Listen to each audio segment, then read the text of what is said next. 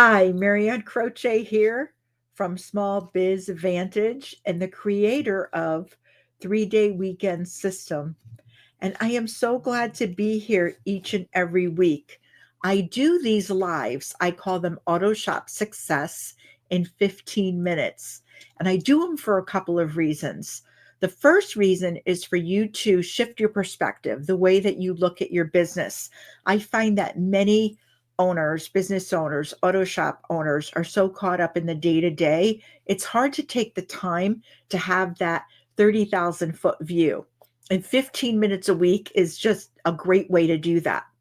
The next reason is for you to be able to take one action item away each and every week, because you'll hear me say it over and over again. The magic is in the doing.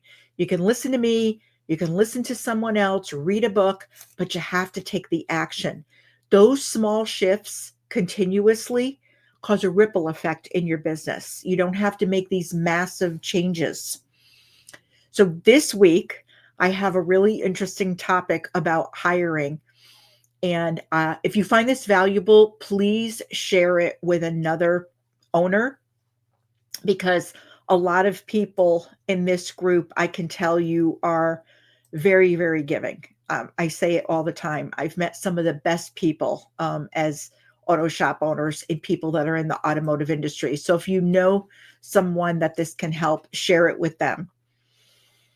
So let's get started. So the hiring challenges that people are facing today, what I want to share with you today is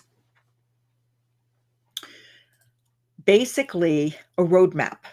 Because what I found is a lot of people feel like hiring can be chaos.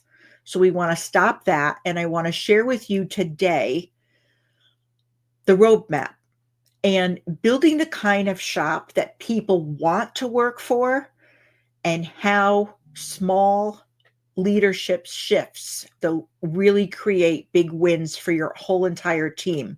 This isn't just about your shop, it's about the entire team. So you want to find the people, and you want to build the kind of people that want to work for you and work with you. So let's talk about something that I hear all the time. Good people, good help, it's hard to find. And if that's something that you've recently thought of, then this episode is definitely for you, because I want to say that this really isn't just a hiring problem. It's a real leadership opportunity. We're in a position or a time period where the workforce has definitely changed. And what we need to do as owners and leaders is develop those skills. And it really is an opportunity. So I want to walk you through the 4-week hiring retention roadmap with real examples from shops that have used this and how you can use it too. It may inspire you, give you some ideas. So hiring used to be really simple. You post a job, an ad, right? You get a stack of applicants and you choose the best fit. Well, we all know that it's a different world now. It's just not like that. Fewer people are entering the automotive industry. And that's even a topic for another live. But the reality is there's more competition for talent. And there's higher expectations too from the people that you bring on, from your team. That's a reality. We can complain about it, but that is what we're dealing with. And I'm going to tell you what's really interesting about this. Some shops are still thriving. Not because they're lucky, but because they've evolved how they lead. They don't look at this as a negative. They accept it and they say, okay, what can I do about it? So let's walk through what this looks like 1 week at a time, because this framework that I'm sharing with you, this roadmap, actually is for 4 weeks. And I will put a download in the comments if you'd like to actually download it, because I have that for you as well. So week 1 is you want to audit the reality, right? Start by asking yourself, why would someone want to work for you? You have to really take a hard look. So one of my clients, let's call him Dave, he runs a 6-bay general repair shop, and he couldn't keep techs longer than about a year. And when we walked through and I saw some photos of his shop as if we were new hires, we looked at it, did video as well. We noticed what he couldn't see anymore. There was clutter, half finished jobs that were put on the side, put on the back burner. And he really didn't have a onboarding process. He had a couple of things, but it was nothing to speak of. So what we did was we talked about fixing those basics, really improving them, adjusting them, clean up, post a clear workflow board, and build a 3-day onboarding checklist that everyone that came on board had to go through, and they understood. His next hire said, I could tell you run a professional shop the moment I walked in. So that's how you start changing really people's perspective, right? Their perception of your shop. So an action item for this is ask a trusted peer to walk through your shop and give you honest feedback. What does it look like? You know, this, I know it isn't easy, right? You have to take this information, you have to take everything, but this will really help you. Another thing, if you want to think of like a pro way of looking at, a pro thinking tip that I share with everyone is if you want your team to take pride in their work, you have to show pride in where they work. So do this on a regular basis. Because, I've been a shop owner for 26 plus years, and I have to go back and review this because things happen. Life gets in the way, things happen, and you need to do this on a regular time period, right? Time frame. You do it regularly. Once a year, go through this. If you have to do it more often, go through it more often. If you don't have any problem hiring, visit it every now and then. Week 2, build the pipeline. So here's what most shops go wrong. This is where they go wrong. They only recruit when they're desperate. Oh gosh, I had somebody leave. Now I have to hire. Another shop up here in the Northeast started connecting with a local trade school, and they hosted an open house and invited students to tour, meet the techs, and see the diagnostic tools in action. A month later, 2 students applied, and one of them now is one of their top apprentices. And you have to look at your shop and see what your capacity is, what your capability is, the size of your shop. Can you take on one apprentice? Maybe that's all you can take on. Can you take on more than one? But it's important to make those connections. And they built really good relationships with the instructors and the people in charge of the automotive department in that school. So the owner said, I realized that I can't complain about the pipeline if I'm not helping build it, right? Yeah, if you're not part of the solution, then you're part of the problem. So let me know in the chat if any of this is resonating with you, because I'm curious. I want to make sure that you're getting value from this. So week 3 is you want to strengthen your retention.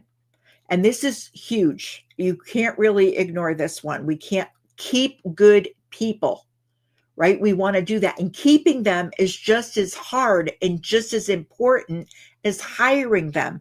We can't get complacent. So another shop owner that I coach, Maria, was losing advisors. She had lost maybe less than a year. I would say maybe like 7 to 8 months, she'd lose an advisor. So we found out the real issue wasn't pay, it was communication.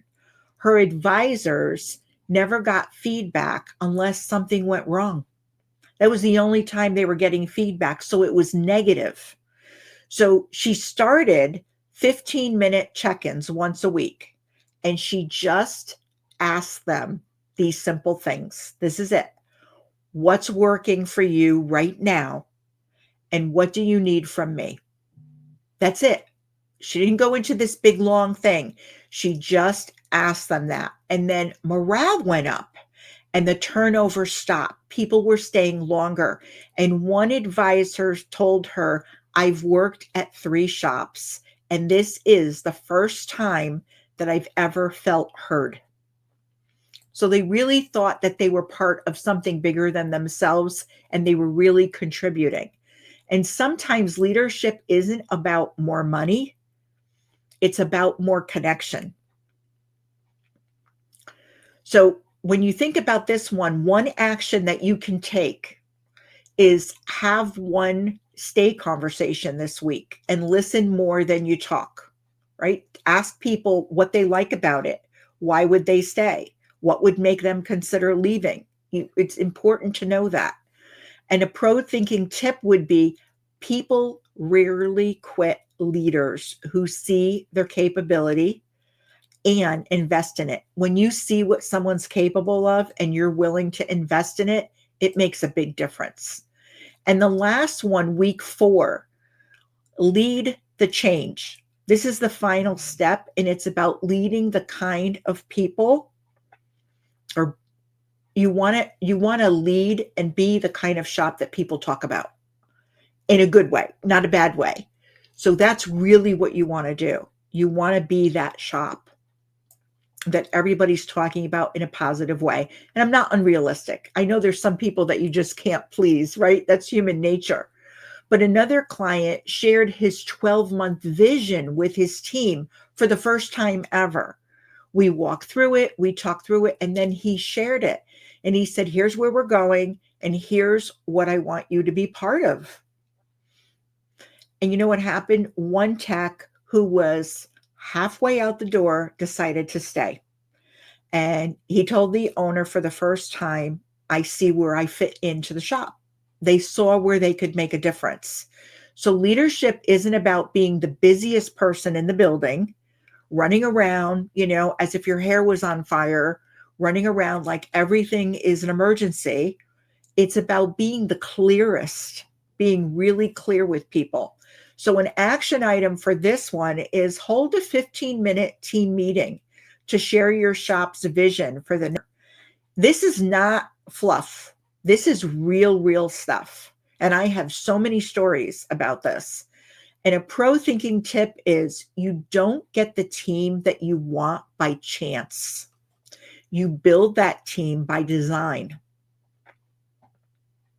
Right? You don't get it by chance. You just don't luck out. You actually build it by design. So it takes effort to do that. So here's what happens when you follow this roadmap for 4 weeks. You have now the ability to stop chasing help and start attracting talent. You stop hiring just bodies, right? People that can fog up a mirror, and you start building a team. And you stop managing chaos and start leading culture, right? We don't manage people, we lead people. That's a big one. Once you get that clear, it's huge.